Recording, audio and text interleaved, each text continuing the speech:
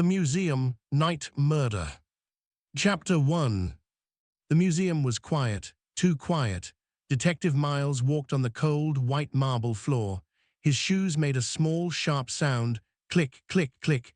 This was the Metropolitan Museum. It was a palace of history. Tonight, it was a crime scene.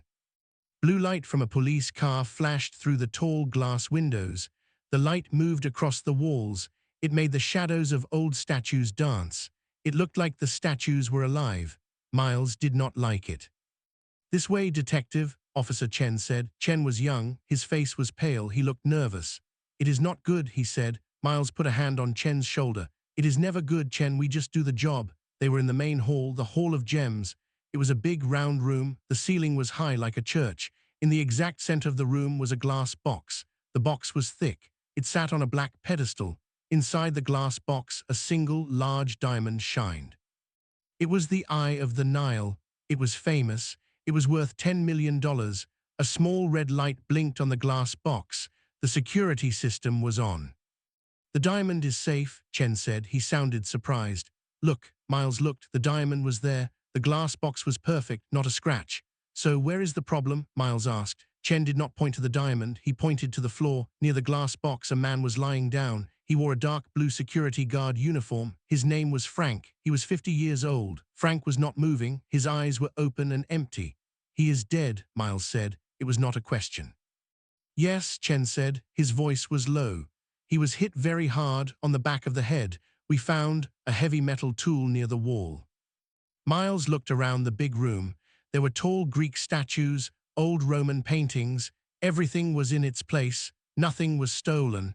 The $10 million diamond was safe. The paintings were safe. The alarm did not ring. "I do not understand," Chen said. He looked at his small notebook.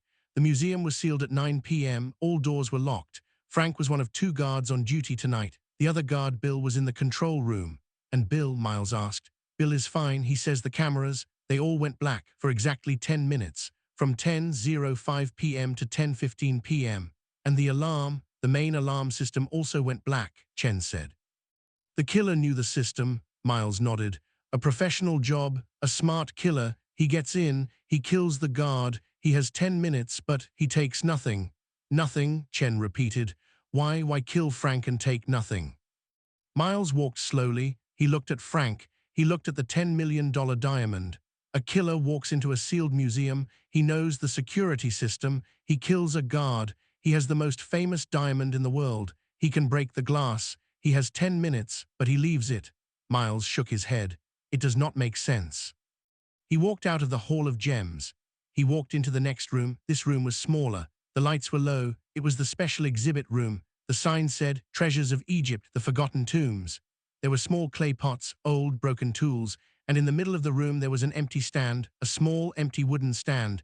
It was just a plain box of dark wood. There was dust on the top, but one spot was clean, a small square. Something was there. Now it was gone.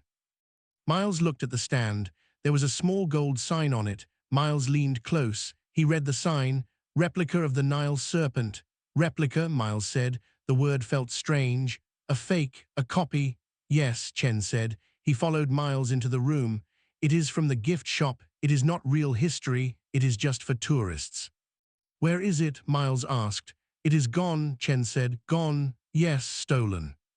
A man in an expensive suit ran into the room. He was the museum director. His name was Dr. Aris Thorne. He was sweating. His gray hair was messy. "The Eye of the Nile," he shouted. His voice was high. "Is it safe? The diamond? Please tell me it is safe." "The diamond is safe, Dr. Thorne," Miles said in a calm voice. Dr. Thorne put his hand on his heart. He took a deep breath. "Oh, thank good, I thought. When they called me, I thought." "The guard, Frank, is dead," Miles said. "Oh, yes, awful, terrible," Dr. Thorne said. He did not look sad. He looked relieved. "But the collection is safe." "Not all of it," Miles said. He pointed to the empty stand. "This is missing, the replica of the Nile serpent." Dr. Thorne looked confused. He laughed a strange, short laugh. "The replica? The gift shop toy? You are joking." "I am not joking, Dr. Thorne. It was stolen. But that is impossible. It is worthless. It is plastic. We sell it for $50, maybe $49.99. "The killer took the $50 replica," Miles said, "and he left the $10 million diamond."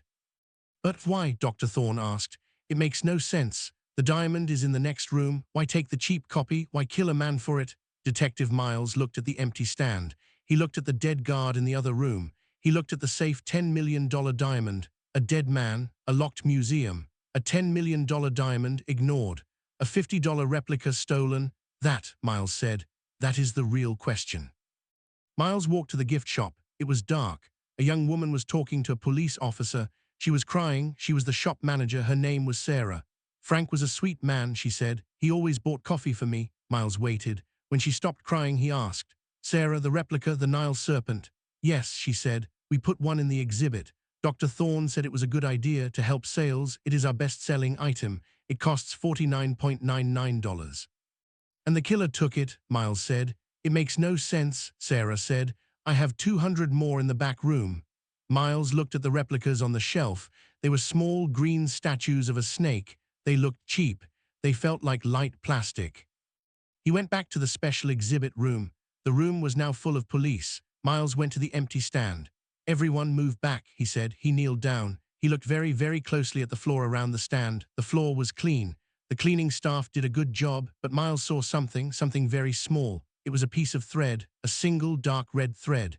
It was caught on the corner of the wooden stand, a sharp corner. It was not from Frank's blue uniform. It was not from Dr. Thorne's black suit. It looked old. Miles took a small plastic bag from his pocket. He carefully put the red thread inside the bag. Chen, Miles said. Yes, detective. Find out who was in this museum tonight. Every person, the guards, the cleaners, the director, everyone. And detective, yes, Chen, what about the replica? Why steal it? It is just plastic. Miles stood up. He looked at the red thread in the bag. The thread was thick. It was not plastic. It was not new, because, Miles said, I do not think it was a replica. Chapter 2. The museum was cold. It was 3 a.m. Miles was in the security control room. It was a small, dark room. It smelled like old coffee. Many screens showed empty halls. The statues were still. The shadows were long. The guard, Bill, sat in a chair. He was shaking. He was a big man, but he looked small. I told them, Bill said. His voice was a whisper. I told them the system was old. I told them. Tell me again, Miles said. His voice was calm. A calm voice helped. People talk to a calm voice. 10:05 p.m., Bill said. He looked at the clock. At 10:05 p.m., the screens went black, all of them at the same time, popped just black, like a power cut, Miles asked. No, Bill said. The lights in this room were still on. It was just the security system, the cameras, the alarm panel. It just died, no power. For 10 minutes, Miles said. Yes, exactly 10 minutes, I know. I watched the clock on the wall. It's the longest 10 minutes of my life. Then, poof, at 10:15 p.m., everything came back. The lights on the panel turned green, the cameras came on. What did you see? Nothing, Bill said. Just the empty halls, just like now, but Frank, I called Frank on his radio. I called his name. Frank, are you okay? He did not answer. Bill put his face in his hands. So I ran, he said. I ran to the gem hall, and I found him. He was on the floor. I thought he fell, but then I saw the blood. Did you see anyone else? Miles asked. No one, Bill said. I ran right there. The museum was silent. The doors were all locked. I checked the system logs. No doors opened. No windows opened. The killer, he was already inside. Who was inside? Miles asked. Just me and Frank, Bill said.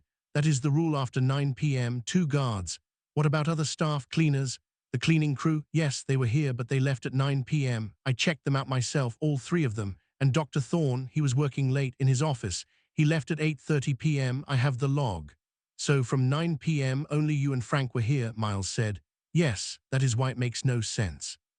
Was the killer hiding in a closet all day? How did he know the system? How did he turn it off? He knew the system, Miles said. That is important. He was not a simple thief. A thief, Bill looked confused. But he did not steal anything. The Eye of the Nile is safe. He stole something, Miles said. Bill looked at Miles. What did he steal? The Nile serpent replica. Bill's face was blank.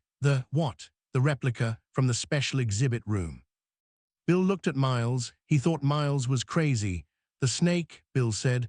The $50 plastic snake from the gift shop. Why, that is stupid. Yes, Miles said. It is stupid, or it is very, very smart. Miles left the control room. He went to Dr. Thorne's office. The office was big. It had a thick carpet and large, dark desks. Dr. Thorne was there. He was drinking coffee from a small white cup. He looked better. His suit was clean. His hair was combed. Detective, Dr. Thorne said, this is a nightmare, a true nightmare. Poor Frank, a loyal man, and the replica. Tell me about the replica, Dr. Thorne, Miles said. What is there to tell? It is a copy, a cheap one. We made 1,000 of them. It sells very well in the gift shop. Why was it in a special exhibit? Miles asked. With real history, Dr. Thorne smiled a small, thin smile. Marketing, detective, it is simple marketing. People see it in the exhibit next to the real items. They think it is special. Then they see it in the gift shop. They want to buy it. It helps sales. Who put it in the exhibit? Miles asked. I did know. Wait, I did not do it myself. I am the director. I told my assistant to do it. A new girl, Eliza Vance. Eliza, Miles said. He wrote the name in his small notebook. Where is she? She is a researcher, a student. She is probably home. She works on the old Egyptian texts, a very smart girl. And the special exhibit? Miles asked. Who created it? Dr. Thorne looked nervous. He touched his coffee cup. That exhibit is complicated, he said. Make it simple, Miles said. It is sponsored, Dr. Thorne said. By a private collector, Mr. Marcus Blackwood. Marcus Blackwood, Miles knew that name. Blackwood was rich, very rich. He owned half the city. He was very powerful. Yes, Dr. Thorne said. Mr. Blackwood loves Egyptian history. He paid for the entire exhibit. Most of the real items, the pots, the tools, the gold, they are his. He let the museum show them. He is a very generous man. So the $50 replica, was it Mr. Blackwood's? Dr. Thorne laughed. No, no. Mr. Blackwood only owns priceless things. The replica was ours, from the gift shop, just a toy. Miles looked at Dr. Thorne. The man was lying. Miles could feel it. The feeling was cold. Dr. Thorne's words were too fast. His smile was too fake. Dr. Thorne, Miles said, a man is dead. A killer knew your entire security system. He ignored a $10 million diamond. He stole a $50 toy. This is not simple. This is very strange. I agree, detective, but I do not know why it is a mystery. Miles held up the small plastic bag. The red thread was inside. What is this? Miles asked. Dr. Thorne looked at the bag. He leaned closer. It looks like a thread, a piece of red thread. It is a red thread, Miles said. I found it on the stand, the empty stand where the replica was. Dr. Thorne's face went white. He sat back in his chair. A red thread? I have no idea. Maybe from the cleaning crew's cloth. It looks old, Miles said. It is thick. It is not cotton. Many things in this museum are old, detective, Dr. Thorne said. His voice was not strong. I want to talk to Eliza, Miles said, your assistant, and I want to talk to Mr. Marcus Blackwood. Dr. Thorne stood up. Mr. Blackwood, you cannot. He is a very busy man. He is a very important man. He will not like this. He will not like police questions. I do not care if he likes it, Miles said. A man is dead, and your museum is a crime scene. Dr. Thorne sat down again. He looked very tired. Yes, he said. Yes, of course, I will. I will call Mr. Blackwood for you. Miles walked to the door. Detective, Dr. Thorne said. Miles stopped. Please, be careful with Mr. Blackwood. He loves his collection. He loves this museum. He is a very powerful friend. And a very powerful enemy, Miles said. He closed the door. End of Chapter 2. Chapter 3.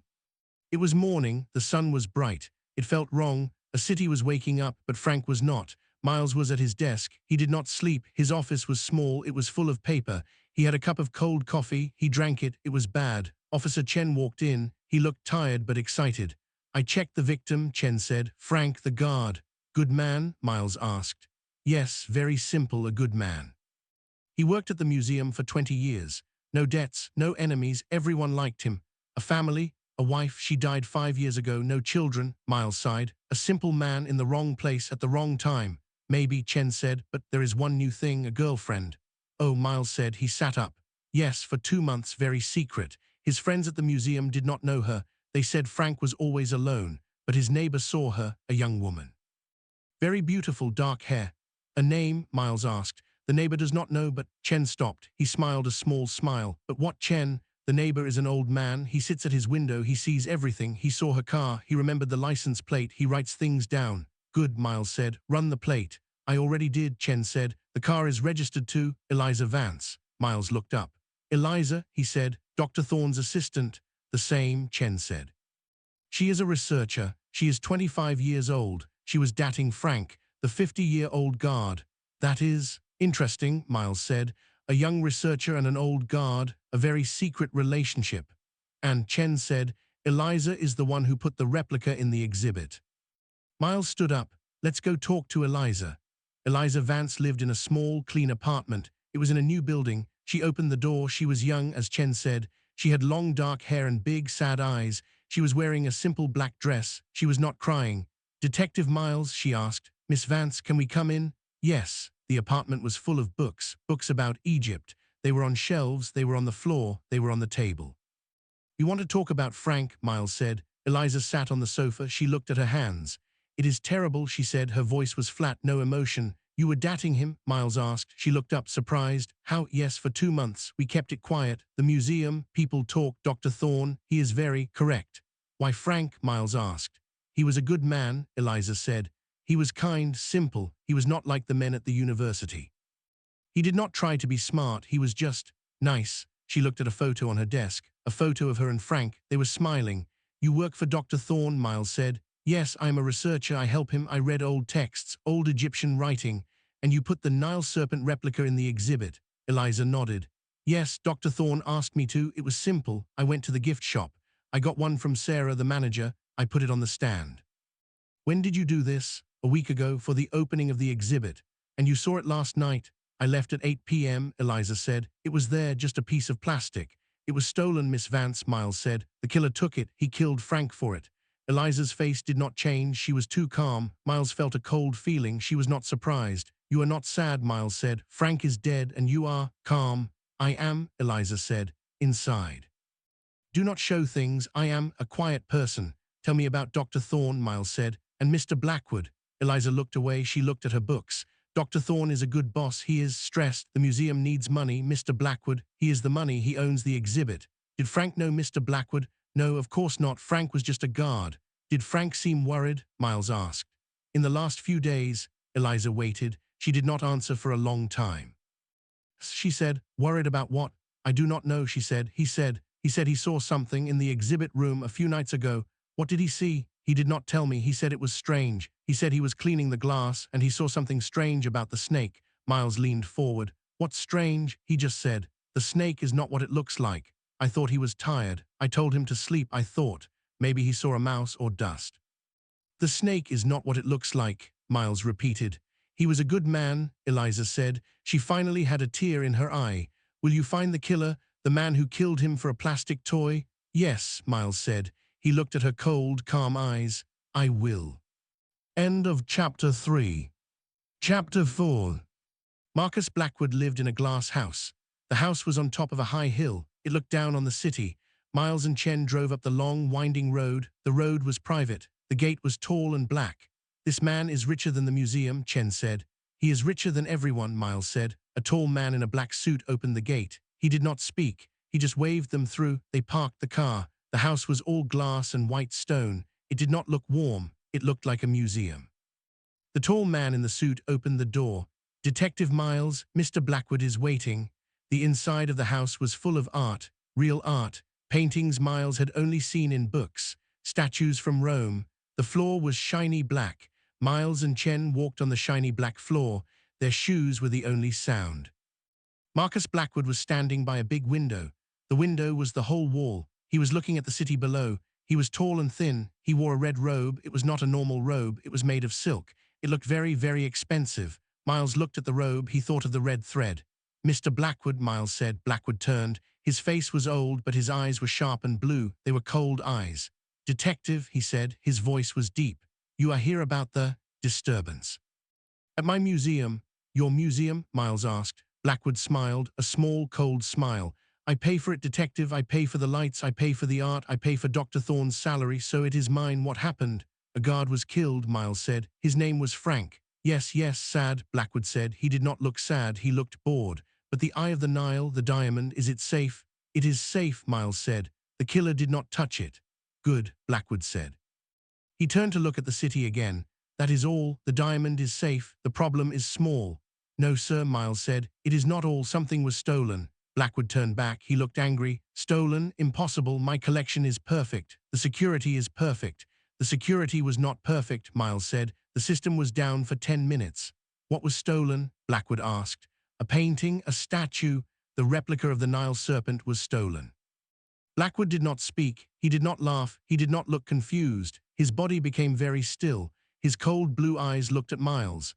The replica, he said. Yes, the $50 toy from the gift shop. Your employee, Dr. Thorne, said it was worthless.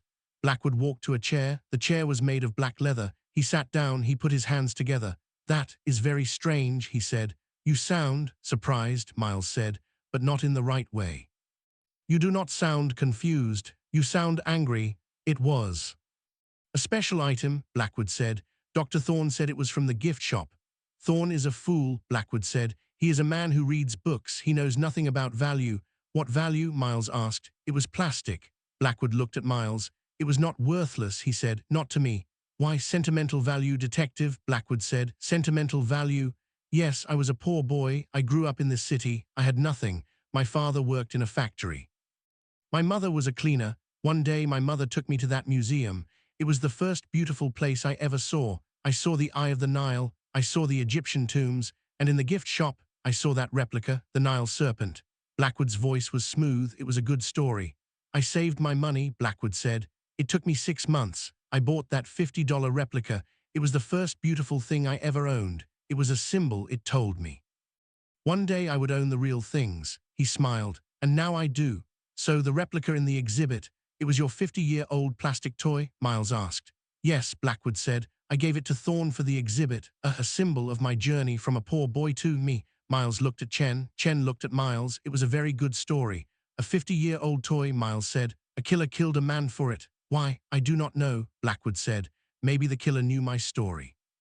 Maybe he wanted to hurt me, to steal my past. You wear a red robe, Mr. Blackwood, Miles said. I like red, Blackwood said. I found a red thread, Miles said, on the stand where the replica was. Blackwood smiled. He touched the silk of his robe.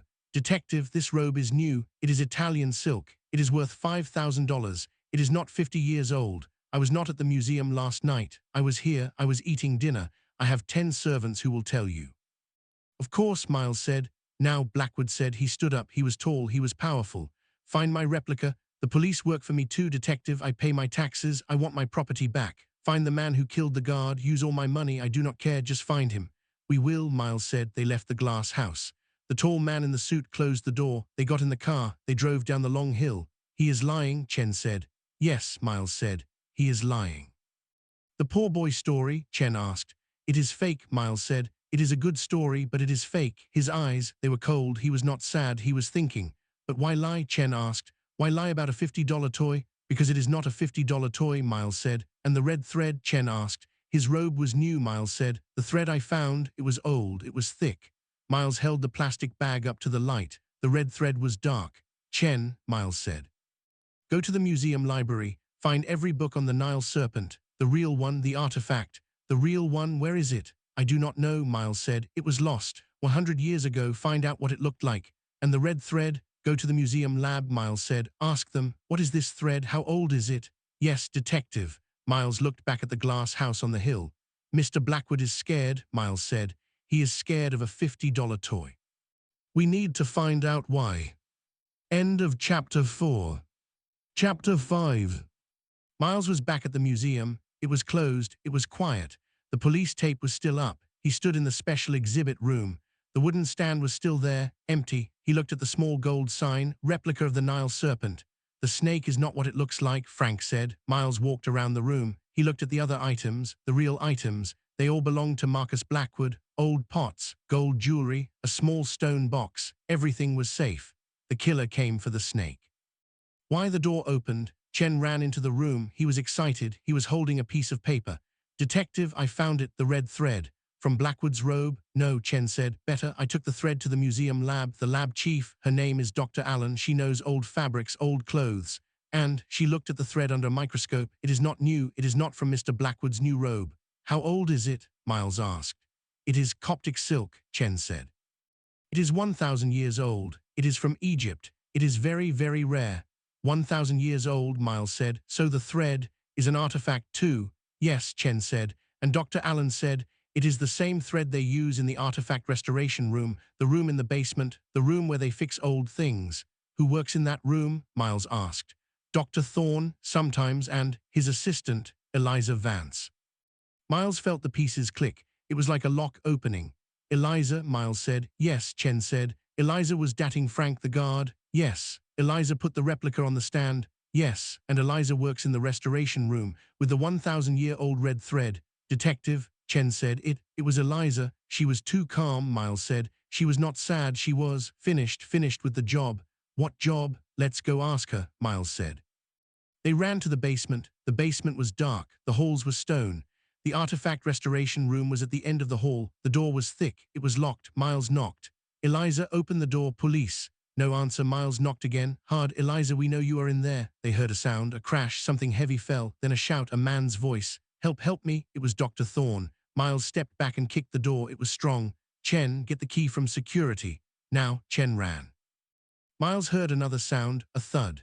No, Miles said. He looked at the wall. There was a fire extinguisher. He grabbed it. It was heavy. He hit the lock. Clang. He hit it again. Clang. He hit it 3 times, 4 times. The lock broke. Miles dropped the extinguisher and pushed the door. They ran inside. The room was full of old statues. Tables were covered in tools and dust. Eliza was there. She was holding a heavy stone tool, a small hammer. She was standing over Dr. Thorne. Dr. Thorne was on the floor. He was holding his arm. His face was white with fear. She tried to kill me, Thorne shouted. Eliza looked at Miles. Her eyes were not calm now. They were angry. She was breathing hard. He is the liar, she shouted. He is the thief. Put down the tool, Eliza, Miles said. Eliza looked at the stone tool. She dropped it. It hit the floor. What lie, Eliza? Miles asked. He lied to me. He lied to everyone. He lied to Frank. What lie? Ask him, Eliza said. Ask him about the $50 replica. Ask him about the Eye of the Nile. Miles looked at Dr. Thorne. Thorne was on the floor. He looked weak. Dr. Thorne, Miles said. What about the replica? Dr. Thorne was pale. He was shaking. It was Mr. Blackwood, he said. It was all Blackwood. What did Blackwood do? The replica. Thorne said, the Nile serpent, the one from the gift shop.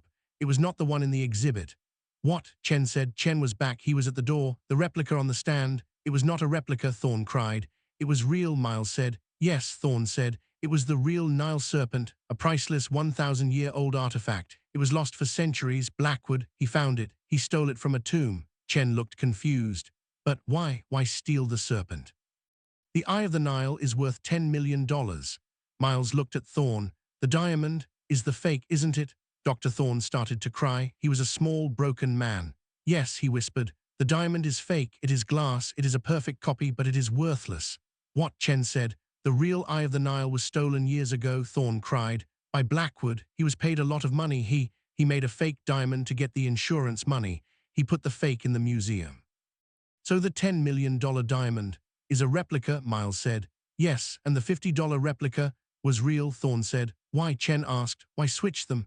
The real Nile serpent statue. It looked cheap, Thorne said. It was small. It looked like plastic, like the gift shop toy. So Blackwood, he had an idea, a terrible, smart idea. He hid it. He put it on the replica stand. He hid it in plain sight. He hid a real artifact.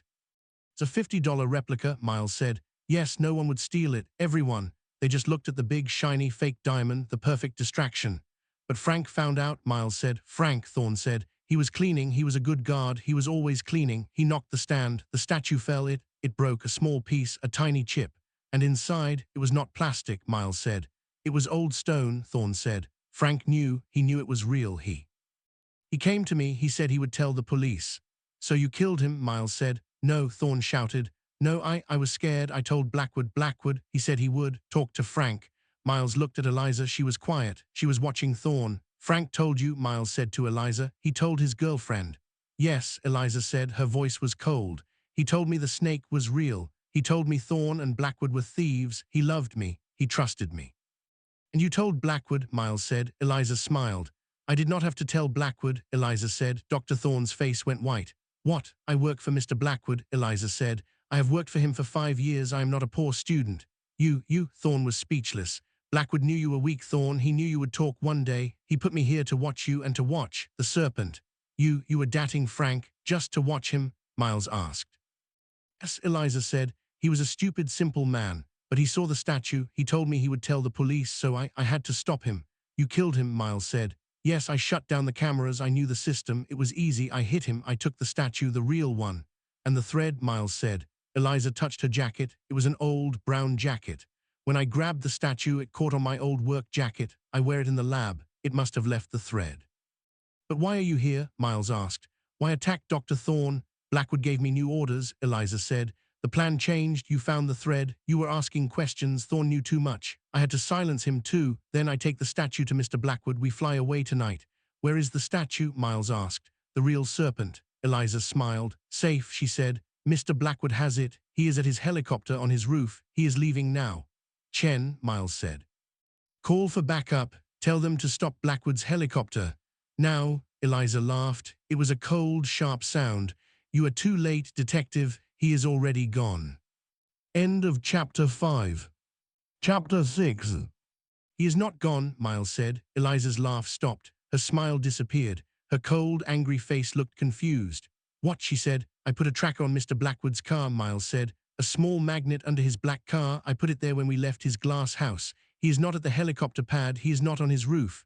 Where is he? Chen asked. His hand was on his gun. Miles looked at Dr. Thorne. Thorne was still on the floor, holding his arm. Blackwood did not trust you, Eliza, Miles said. He knew you were a killer. He knew you were smart, but he did not trust you. He did not want to wait. He came to get the statue himself. Where? Eliza shouted. Her voice was high. Where is he? He is here, Miles said. In the museum. He used his own key, the director's key. He came to get the serpent from your hiding place. My hiding place, Eliza said. You did not go to the roof. That was a lie. You hid the statue here, in the museum. You were going to bring it to him later, but Blackwood came first. He is impatient. Where, detective? Chen asked again. Miles looked at the door. Where is the most dramatic place? The place he loves, the place with the fake diamond, the Hall of Gems. They ran. Miles ran first. His feet were fast on the stone floor. Chen ran behind him. Chen was young and quick. Dr. Thorne stood up slowly. Wait for me, he cried. He held his arm and ran after them. He was slow. Eliza did not move. She just stood in the restoration room. She was surrounded by old, broken things. She was defeated. She knew it was over. Miles and Chen did not look back. They ran up the stone stairs from the basement. The stairs were dark. Their footsteps echoed, tap, tap, tap. The sound was loud in the empty museum. They ran through the dark halls. The statues watched them. The blue light from the police cars outside was still flashing. It made the shadows jump. They came to the big round room, the Hall of Gems. Miles stopped at the door. He put his hand on Chen's chest. Slow, Miles whispered. The room was dark, but it was not empty. One man was there, Marcus Blackwood. He was standing next to the glass box. Moonlight from the tall windows hit the diamond. The $10 million fake diamond was shining. It looked real. It was a beautiful lie.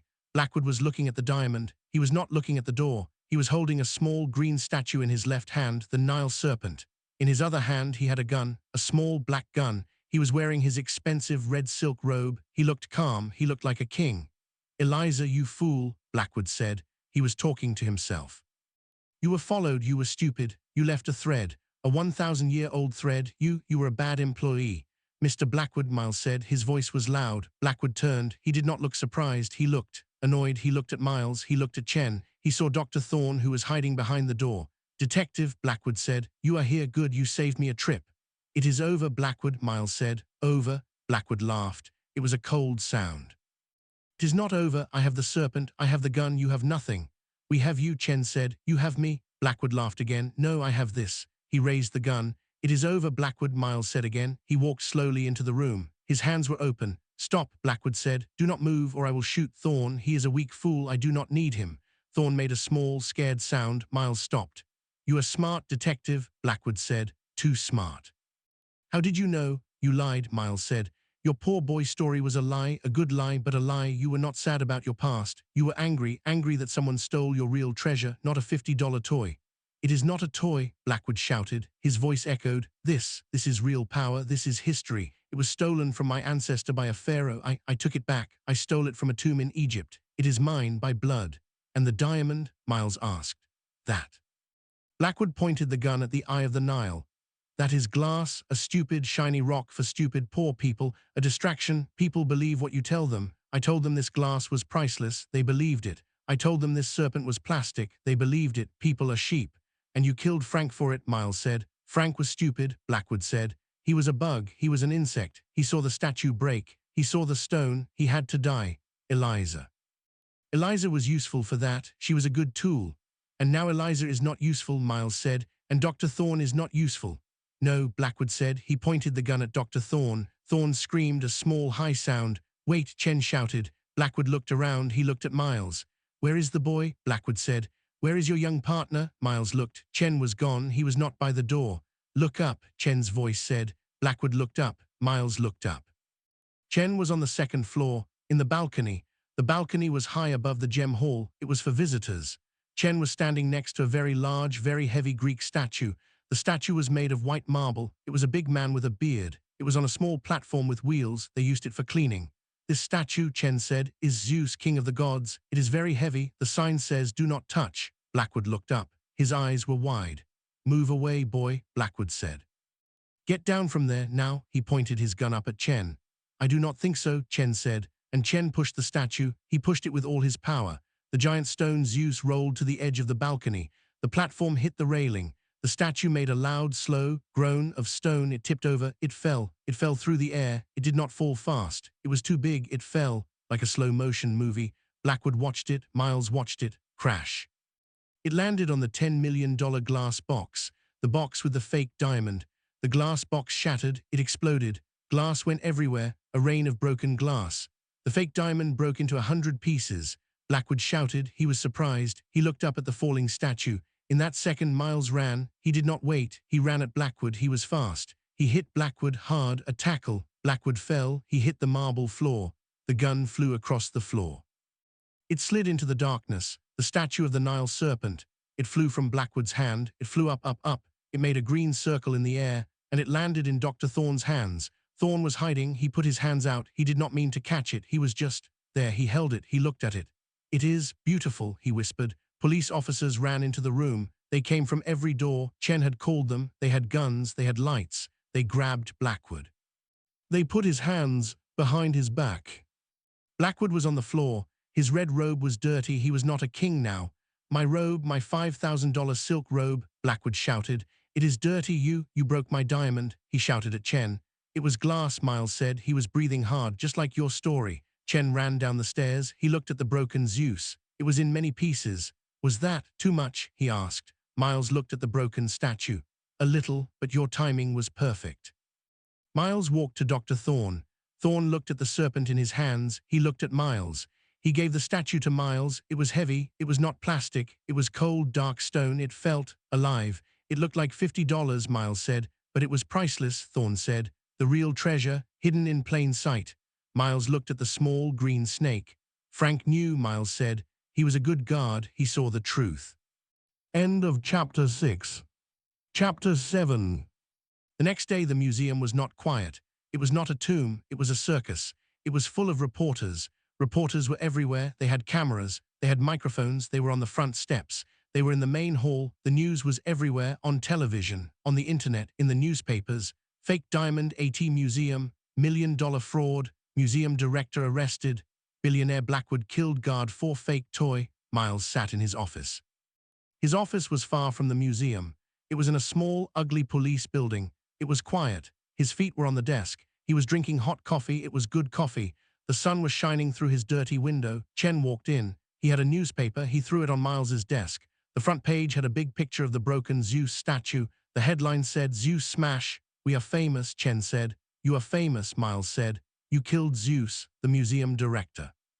"The new director is not happy with you," Chen smiled. "They will fix him. He is just stone, but they will not fix Blackwood."